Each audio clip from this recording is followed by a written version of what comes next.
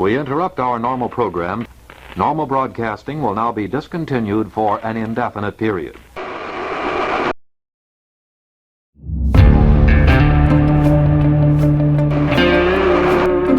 This station will continue to stay on the air throughout the alert period to bring you authentic information. Telephone service to your home may be cut off. If you can plug in your radio in the basement, take it with you. Use a portable radio set if you have one.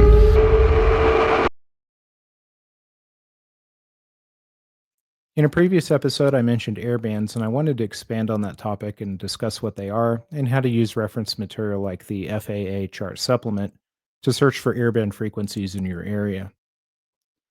I'm sure many of you may already know this, but to recap, airbands are a group of VHF frequencies allocated for use in civil aviation. Among the frequencies designated for aviation, certain sections of the band are used for navigational aids as well as air traffic control. If you have a radio like this TID radio TD-H3 or a Kenwood D-75, those are examples of radios that you can listen to aviation traffic on frequencies ranging from 108 megahertz to 137 megahertz.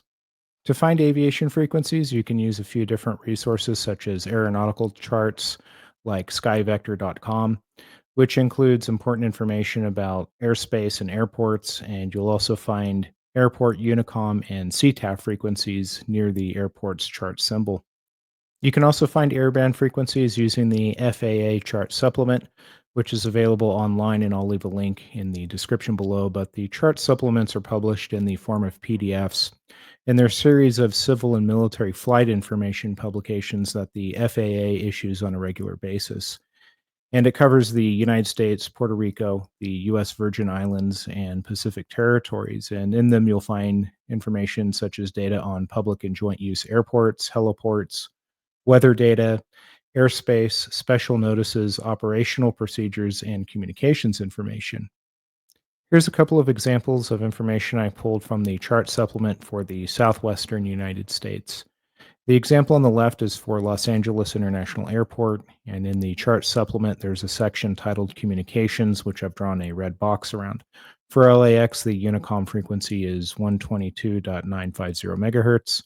And the example on the right is for Reno Tahoe International, and the supplement lists the Unicom frequency also at 122.950 megahertz. Now that we know where to find the information, let's talk about the frequencies listed. CTAF stands for Common Traffic Advisory Frequency, and it's a frequency designated for the purpose of carrying out airport advisory practices when operating to or from airports that either don't have an operating control tower or for times when the control tower is closed. And pilots can use the CTAF to advise other aircraft of their position and altitude, as well as announce their intentions. Unicom is an acronym for Universal Communications, and those are stations that provide things like airport information at public use airports where there's no tower. They can also provide pilots with weather information, wind direction, recommended runways, as well as fuel request or other services such as aircraft parking and maintenance. You'll also notice on the chart supplement a listing for D-ATIS, and although it won't be very useful for monitoring since it's text-based, I didn't want to leave you wondering what it is when you see it listed somewhere. So D-ATIS is a digitally transmitted version of the traditional ATIS audio broadcast. And my understanding of this is the system delivers automatic terminal information like weather, runways in use, and approach information to aircraft via data link as opposed to traditional voice broadcasts. Anyway, that's all for now. Thanks for watching.